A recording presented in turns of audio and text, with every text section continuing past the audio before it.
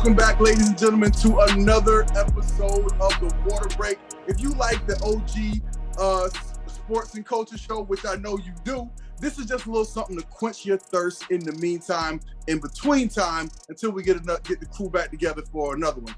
I'm your host, TW, and today I got some big dogs ready to go at it, so just sit tight. First up, we got my man, Jimmy. Jimmy, say what's up to the people.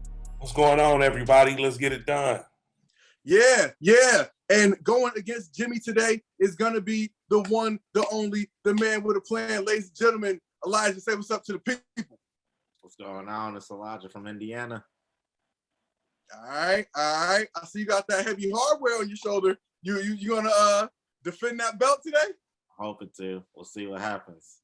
And always, please do remember that the Waterbreak as well as the OG Sports and Culture Show are brought to you by the OOC Network and the Ball Sports Network. Ladies and gentlemen, before we get started, make sure you hit that thumbs up button so everybody knows how much you love this video. Make sure you hit that subscribe button so that you subscribe to this channel each and every time we put out some new content. And if you want to know every time we put out some new content, go ahead and hit that little bell for the notifications so you get notified every time we drop some new heat on this channel. All right, without further ado, gentlemen, you ready to get into it? Let's go. All right, so I know that one thing that people absolutely hate hearing about is other people's fantasy team. Okay, I know I don't give a damn about your fantasy team, and you don't give a damn about my fantasy team. But for some reason, everybody's playing fantasy. So what I want to know, tell everybody out there for their own fantasy teams, who y'all think are the top 3 fantasy MVPs so far this season? I'm going with Derrick Henry for one. He's having a monster year, and I'm expecting him to continue steamrolling like he always do. I'm looking at Austin Eckler from the Chargers.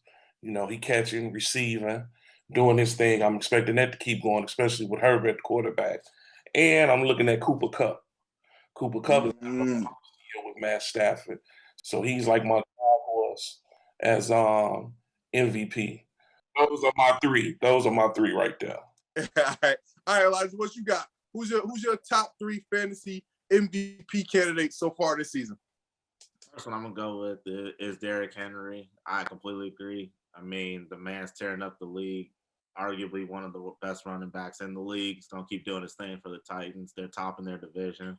Unfortunately, I tried to draft him in my league, but it didn't work out too well. Because, I went out with my second pick for the MVP, Patrick Mahomes. You can't go wrong. You can't go. I drafted him first round. Everyone clowned me. I'm number 1 in both of my leagues. Patrick Mahomes is putting up numbers. Everyone thinks it's crazy to draft a QB first round. You don't do that. That's the trend, but it's working out anyway.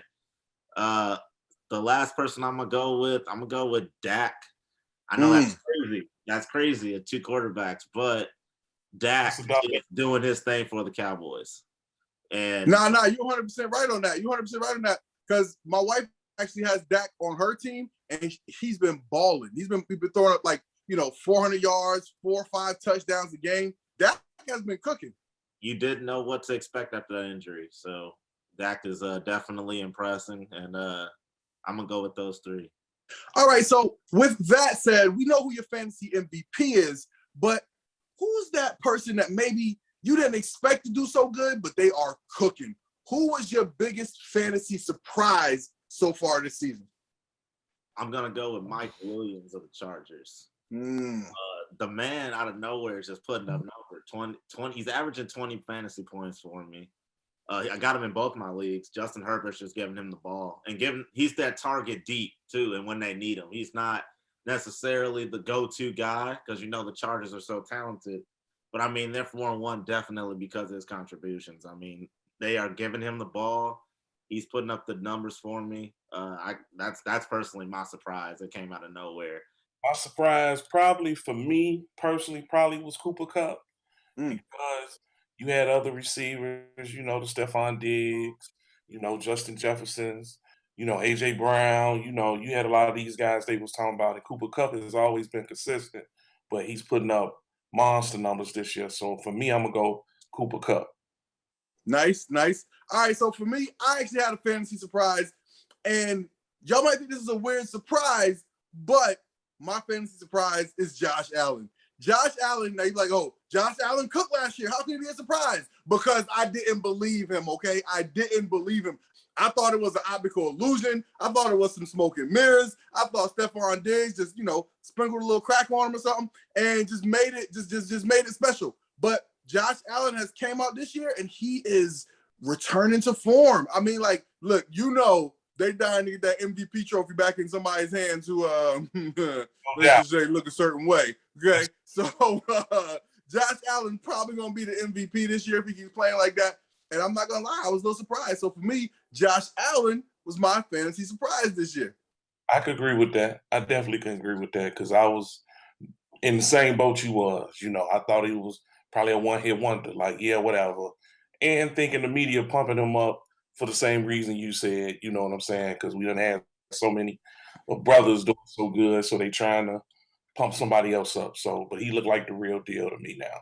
I didn't think he was a surprise. I kind of saw the talent in him. I think that the Bills had all the pieces around them to do great, and they're showing that they can do. We're just in an era in NFL right now where it's so many QBs that over time it's about to be crazy. Unless you play for the Jets, then you're doomed to stink. If you play for the Jets, you're just doomed to be terrible. Have hella turnovers. Throw the ball right at somebody's feet when the running back is out in the flat all alone. You just throw the ball at his feet like you're trying to throw it 50 yards downfield. I'm not traumatized. I'm just, So here's another thing I need to know from you guys, okay?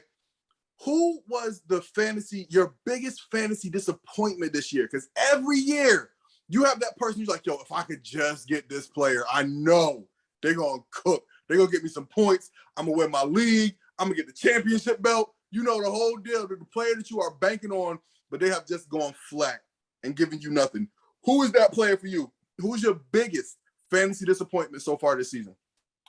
Calvin Ridley. Calvin Ridley. All I kept thinking once they traded Julio, Calvin Ridley finna eat. You looking to get him, and he's done nothing. He's been garbage, but his team been trash. So, even with him not taking the trip to London, he get frustrated like, man, I'm good. I'm good. Y'all going over there. So Ridley would be my number one disappointment because I always expect him to put up Cooper Kupp numbers.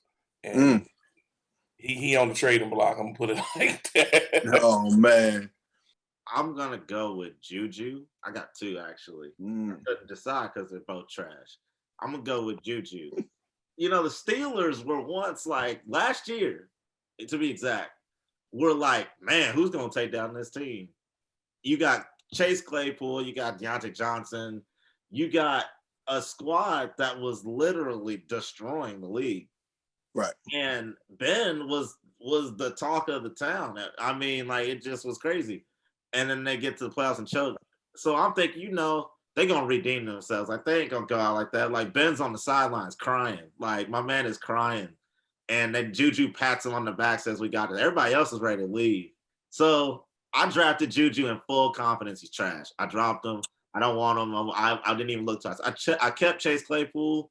Yeah. You think he's a good a flex option. He put up 19 this past weekend. But that was like a statement, like they beat the Broncos. Like, great job. You guys were like a big threat last year and you beat the Broncos. And Teddy Bridgewater was hurt and trash too. So it just was like not an accomplishment to me. So Juju really was my letdown. And it's going to sound really weird and probably would hurt my friend back home, Rob, or on the other show. Dirt is terrible. Dallas Go Dirt is awful. And I drafted him because I needed all tight ends were gone. I dropped him for Gronk. And you know what? I didn't pick him back up once Gronk got hurt. Like, I'm still rocking the train. I'm doing all right. They were talking about this man, like, redeeming himself. The Eagles, they got Jalen Hurts, he's tearing it up right now being a young QB. So, but Go Dirt is terrible. Juju is more disappointing because he's on a better squad. There's no excuse. That's a right team. They have an amazing coach. It is no excuses for that. The fact that you even mentioned Juju after you talked about my Broncos, I'm kind of questioning your fantasy. I can tell You know what I mean? Juju is a Scottie Pippen. He's a number 2. Handle being the number. I think Chase Claypool took that from him. Honestly, Juju a number 2. He wanted to be the man, but then when there was time for him to be the man, he couldn't handle that responsibility. I see them underlying shots here because Jimmy, you referenced Scottie Pippen, and this is just an ongoing thing here in the OOC OG Sports and Culture family. When you say he's a Scottie Pippen, please elaborate. You were going there. So please tell us more. Because does big Scottie Pippen make you a dominant player? Does it make you a Hall of Fame quality player? Like, how good is a player if you say that player is the Scottie Pippen of his squad? See, there you go. This is a Scottie Pippen. This is real touchy with me. Scottie Pippen is a wannabe number 1. And he's a number 2. That's all he is a number 2. Juju wanted the spotlight from Antonio Brown. He tried to be Antonio Brown. Was he Antonio Brown? I agree with that. Let's just clarify for the audience. Was he, in fact, Antonio Brown? He's trying to be. Getting on doing all the foolishness. But he couldn't handle being that number 1. When the corner on you, you got to show down. He ain't did nothing since Antonio left, so he's a Scottie Pippen. All he got to do is put up some Jordans like Scottie, put his foot up to the screen and tell Antonio, come back to the Steelers. He can't handle being number 1. So couldn't hack it. Oh, man. Okay. Oh, man. All right. So back to the lecture at hand, okay? We had a major injury go on this past week in the Seahawks-Rams game. We saw Russell Wilson suffer an injury to, I believe it was his middle finger, but it was definitely on his throwing hand, I believe. And he's going to require surgery, and he's going to be out anywhere from 4 to 8 weeks. So this is a huge injury, definitely going to affect the Seahawks, going to affect them in the standings.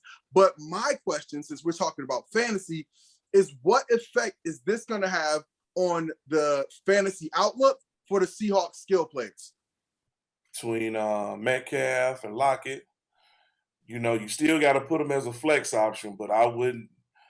With Geno, the quarterback, nah. I'm not expecting much. Any man that get knocked out, get his jaw broke. I can't rock with him, man. Metcalf still could get you some touchdowns because he still could catch over the middle, and break some runs. But I think Lockett may be the one to suffer the most, because he was bombs from Russell Wilson. So I'm looking for Lockett probably to take the biggest hit out of their skill players. They are done. The Seahawks are done. Drop them all? We might have seen Russell Wilson's last game in a Seahawks uniform. They're done. Geno Smith is awful. He's not going to get it. The defense is going to eat him alive. He's not going to even get the ball off. I mean, honestly, so I think that, truth be told, fantasy-wise, don't drop your Seahawks players, but don't start them. I think, they're going to get their touches. I think you can rely on running backs a lot. They're going to do the running game once they see Geno Smith can't complete a pass. So you can get your Seahawks running backs, but don't look for no deep passes unless you're playing the Jets or the Jaguars. You know what I'm saying? Don't do nothing. Adjust. Basically, is what I'm saying. It's just not going to work out. It's not going to work out for the Seahawks players. Yeah, no, I mean, listen, I think you're totally right. Like, Russell Wilson is a special player, creates with his feet, creates with his arm, amazing accuracy on the deep ball.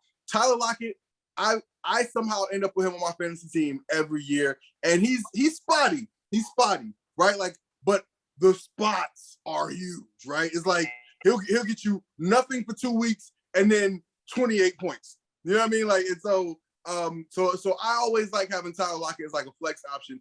This was a hot episode, but it was just a quick little something to wet your whistle, keep your sports talk going. Hopefully we helped you out with your fantasy league, all right? So no matter how you're watching this, okay, if you're watching this on YouTube, go ahead and put this video in somebody's Facebook comment. Tweet it to somebody. You know what I mean? If you got a friend, email it to them, text it to them. Let's bring more people into the conversation here, okay? Drop your comments below. Let us know what you think. Do you think Jimmy's right? Do you think Elijah's right? Do you think I'm an idiot? It's okay. Go ahead and just drop your comments below. Let us know what you think, all right? Listen, Jimmy, real quick, go ahead and tell the people where they can find you. You can find me on Instagram at JR the Barber. You can find me on Twitter at 32Jimmy, or you can find me on Facebook. You know what I'm saying? I'm on all of them. Elijah, tell the people where they can find you. I'm on Instagram, Elijah Cannon 430, my birthday, or EJ Cannon on Facebook. Yes, sir. Yes, sir. And you can find me at TW Talking About on your social media of choice. Once again, ladies and gentlemen, this show, the Waterbreak, is brought to you by the OOC Network and the Ball Sports Network. I'm your host, TW. Peace.